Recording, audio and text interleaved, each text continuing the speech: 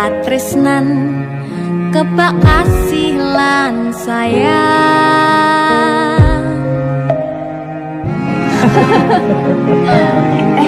Tapi Junda segede jadi apa ya? Nah aku tetep jadi penyanyi ya, ben waktu bapaknya. Apa jadi dokter ya? Tapi belum sakarepe anaknya ya? Iya, saya dewasa ini Junda semakin tahu jati dirinya. Ngobrol rano entek ening tengah wengi, tetes embun sing ngancani. Aku sampean koyo lagi kasmaran tenan, mlaku teko tuwa bebarengan, matur suwun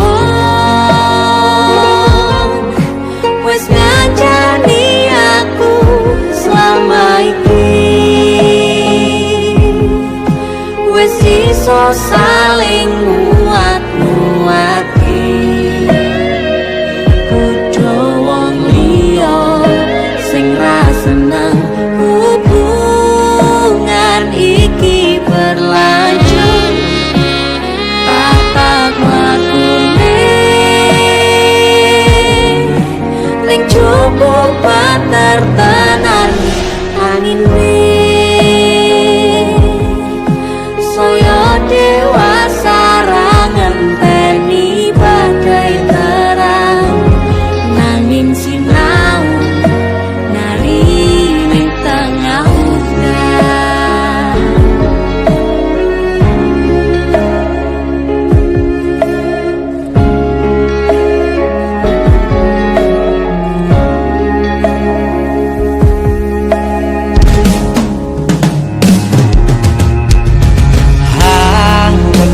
Asto supaya nikah koh bebrayan manentung saliro yen rubek koangan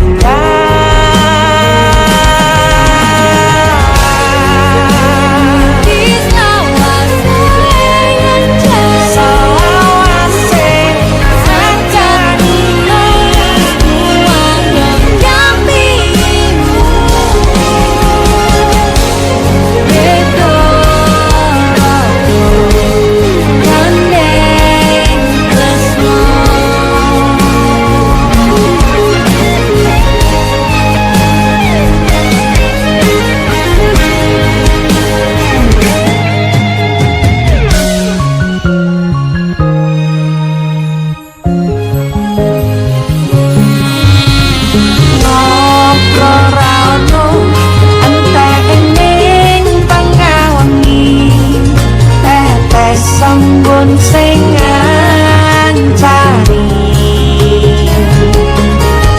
Aku sampean koyo lagi kasmaran tenan, aku teko tuwa bebarengan, matur suwun wis ngancani aku selama iki, wis iso saling muat-muati. Udo wong liya sing ra seneng hubungan iki berlanjut, bapak wakune ning cukup ketetenan ini, saya dewasa ngenteni badai terang, nanging sinau mari ning tengah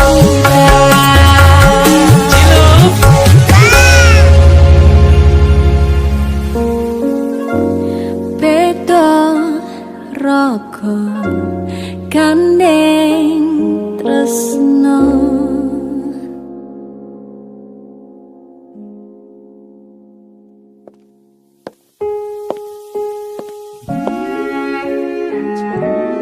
Matur suwun ya, Yang. Aku sing matur suwun. Dinggo apa? Ya wis ngancane aku selama iki. Aku beruntung kenal awakmu. Aku ya beruntung wis mbok jak kenalan. Kekaten tenan Aku duwe sesuatu ya. duwe omah Apa? sing ra berisik. Wah, lapis kukus Tugu Malang saka Malang. Wah, iki jangan luar negeri kok iso ya. Iki aku sengaja gawakne teko Malang. Aku ngerti Yang. Gue seneng banget karo lapis kukus Tugu Malang. Yang. Maame ning jero ayo Yang. Mereka ning coba banter tenan nang ini.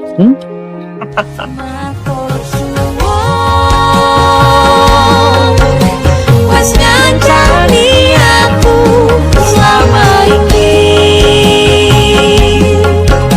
wes iso saling muat-muate kudu wong liya.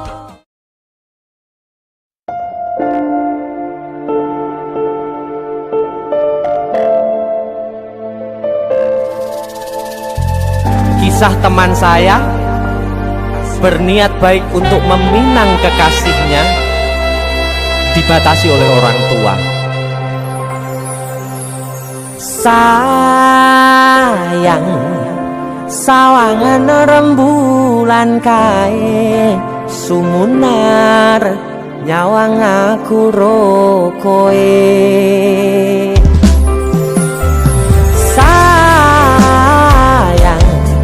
Yakin wis ora suwe sesandingan aku jejero kowe,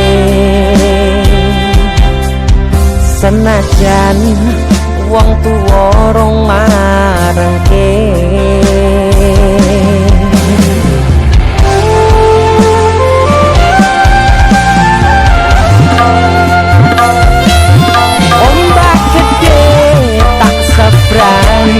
Banjir bandang tak tataki, penting aku kowe iso dadi siji.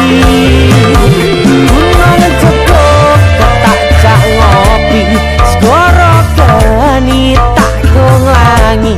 Apa maneh wong lawan bapakmu kuwi mesti tak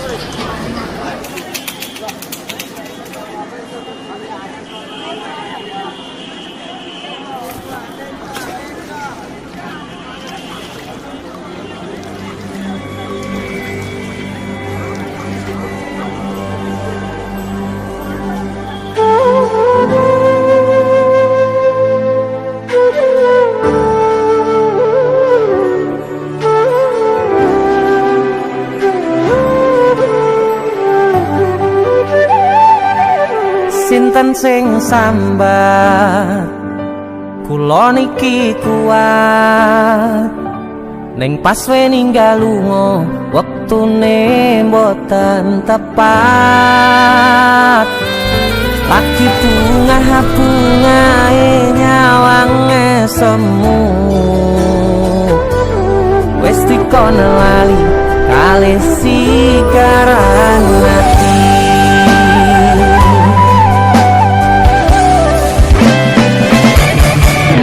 Oh sayang, aku sing berjuang nipo nangipun tang panting ben ra kurang dengan gampangnya sampean ninggal sayang tanpa mikirke kabeh sing wis berjalan.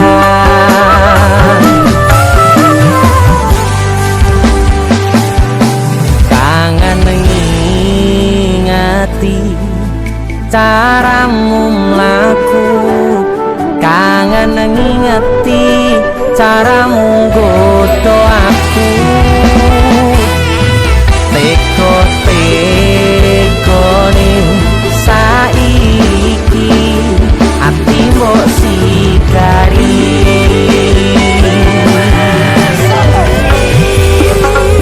kesan indah pertama datang seolah cinta dengan senang hati aku menerima kau permainkan hati yang jatuh cinta kau tega mendua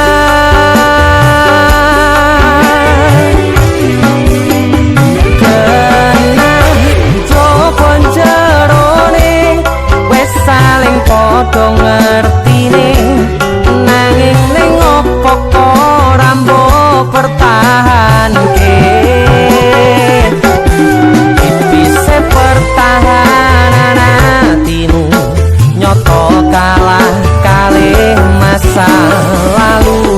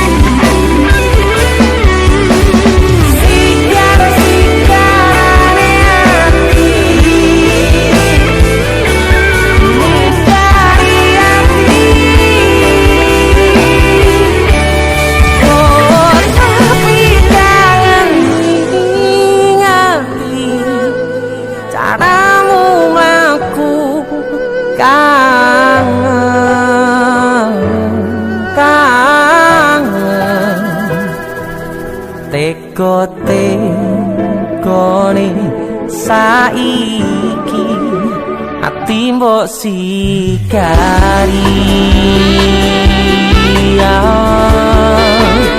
ati mbok sikari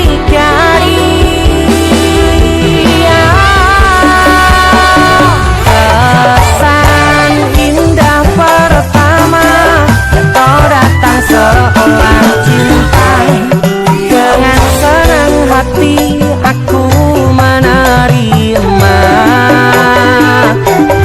kau permainkan hati yang jatuh cinta kau tega membuat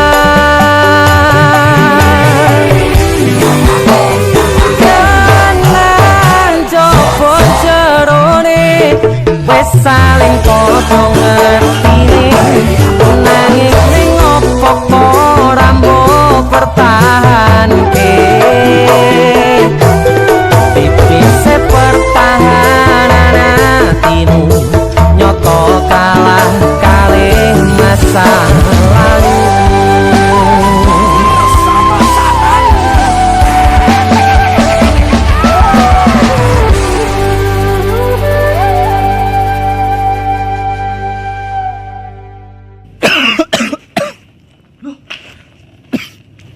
Nyapa yon? Halloween party. Karo PC matamu bar dikopi uwong iki. Gara-gara panipuri. Iki lho ana oleh-oleh khas Malang. Jenenge lapis kukus Tugu Malang. Iki enak. Empuk, gurih, nikmat. Oke. Pokoke kabeh Iya roh. Roh aku nek iki enak. Sing enak nyawang cengelmu. Tengang ta. India, Cuk. Sarukan nangis ndelok kowe. Hah? Nyapa? Disakiti kajol. Mbok dibilang polisi. Perasaan indah pertama kau datang seolah cinta. Dengan senang hati aku menerima. Kau permainkan hati yang jatuh cinta. Kau tega mendua.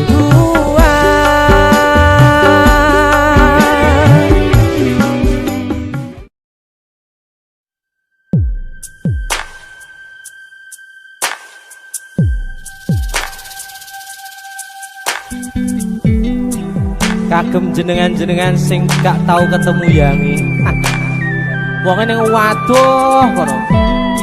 Wis ngrasa keuangan tapi ra mulih-mulih. JC Musik.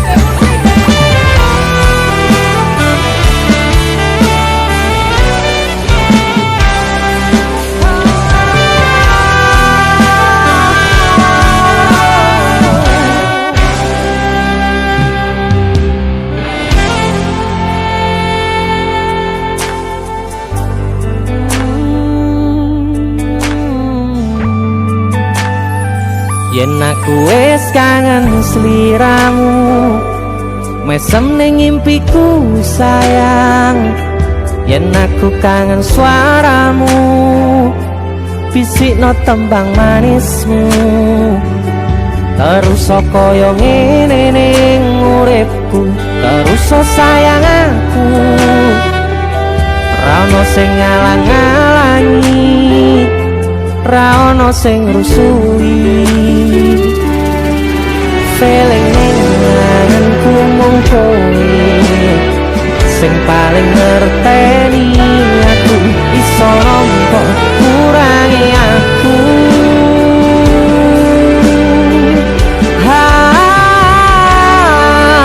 Senajan mung suaramu ngademke ati, kowe ngucapke janji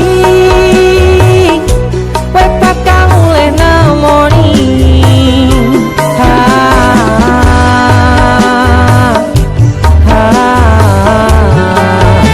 Allah tangis kangenmu nandas ning ati. Sampun ya sayangku, ilangi banyu matamu, lirino swara tangismu. Cahayu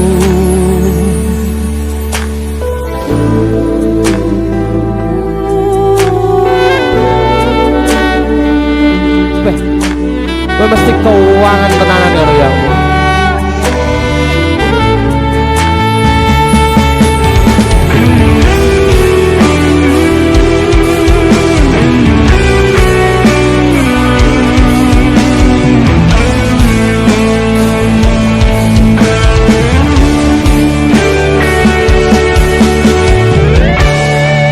Senajan mung suaramu ngademke ati, kowe ngucapke janji kowe bakal mulih nemoni.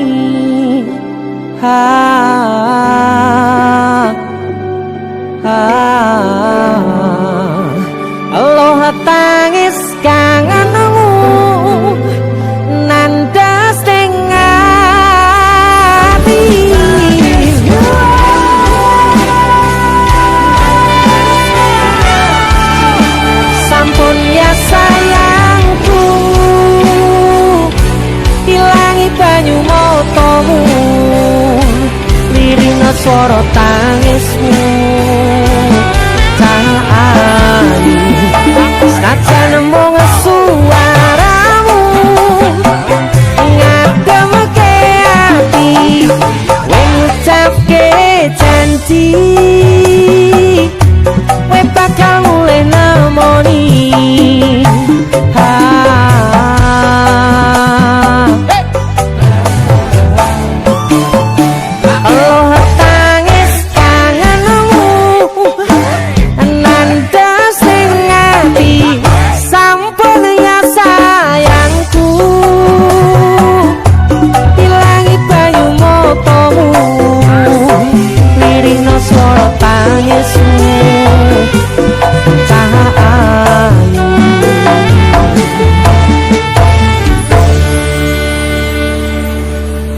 feeling ning ngangenku mung kowe sing paling ngerteni aku.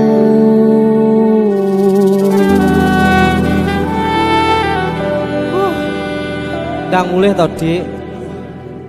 Mas wis kangen.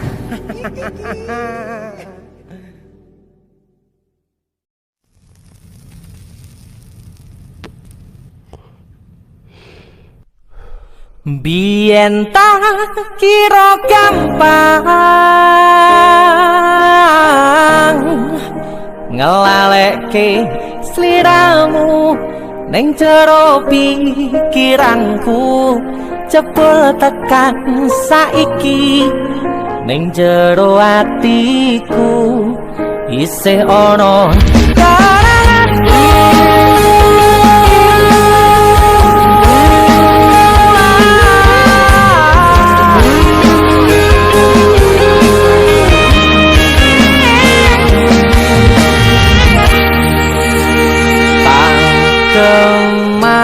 Kemateni ngancani sliramu pas kowe lagi keloro-loro disia-siake karo wong sing tau mbok sayangi ning sandingku nganti ilang loro ning atimu nganti wis ilang laramu nganti padang mendung ning atimu padahal aku wis ngerti iso ngancani ra iso duweni biyen tak kira gampang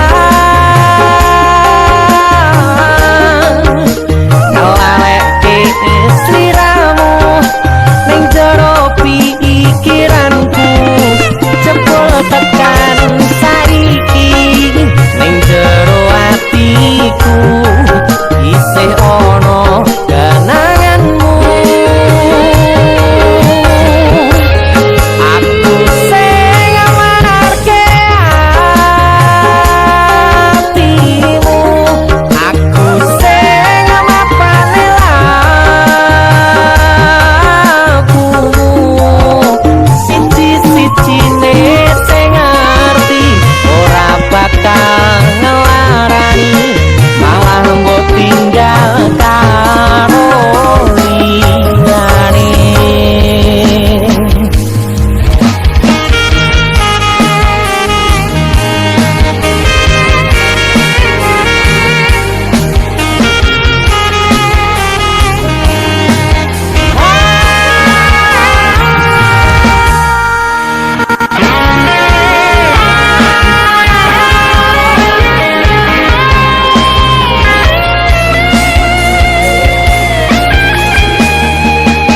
Nganti wis ilang laramu nganti padang mendung ning atimu padahal aku wis ngerti iso ngancani ra iso duweni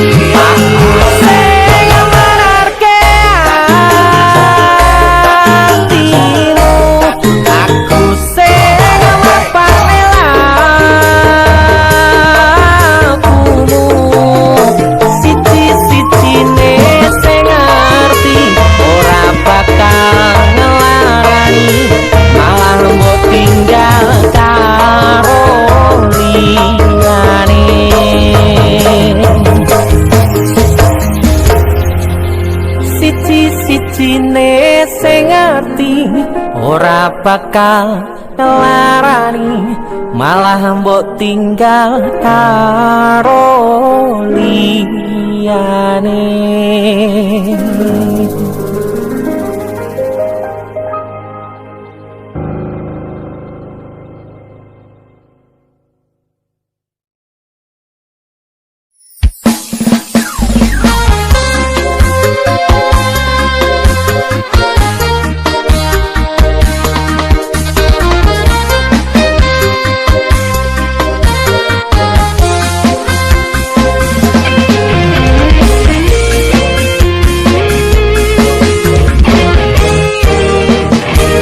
Sepine ro aku senengmu karo liyane, arep cemburu kok dudu sapa-sapane. Awale perhatian ning akhire siramu sing malah hilang.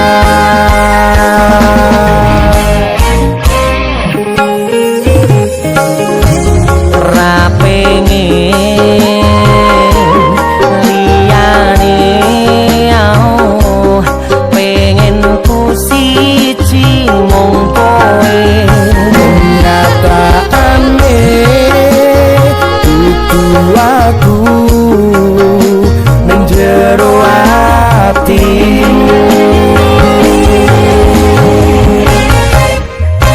Sesok kelingan kabeh kenangan sing tau dilakoni, kebayang-bayangan dikegawa ngimpi, iso gawe nyaman rajaminan duweni atimu.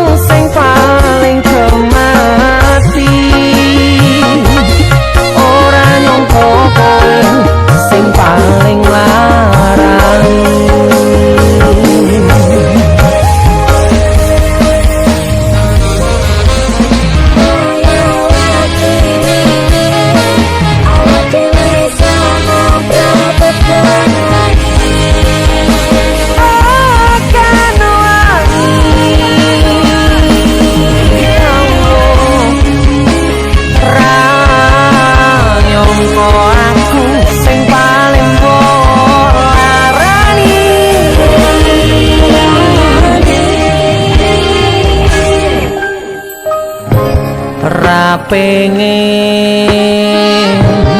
liyane, pengen ku siji mung kowe. Kenyataane dudu aku ning jero atimu.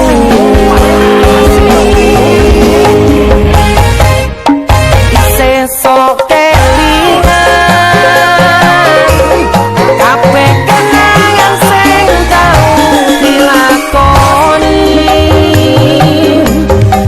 bayang-bayangan dikegawa ngimpi,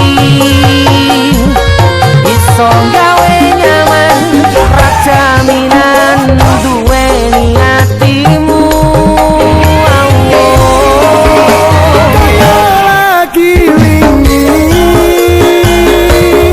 awak dhewe iso ngobrol tekan krasa sliramu wong sing paling mati,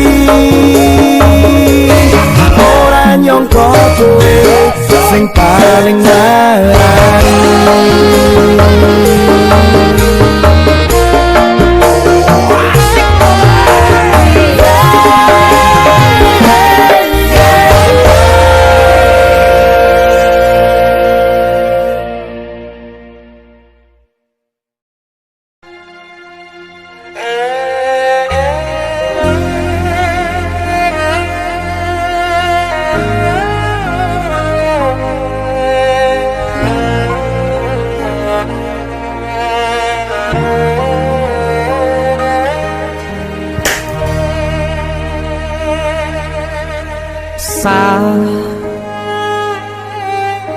Jam 11 bengi aku mbok tinggalno, mbok tolak tanpa sebab sing pasti nglarani.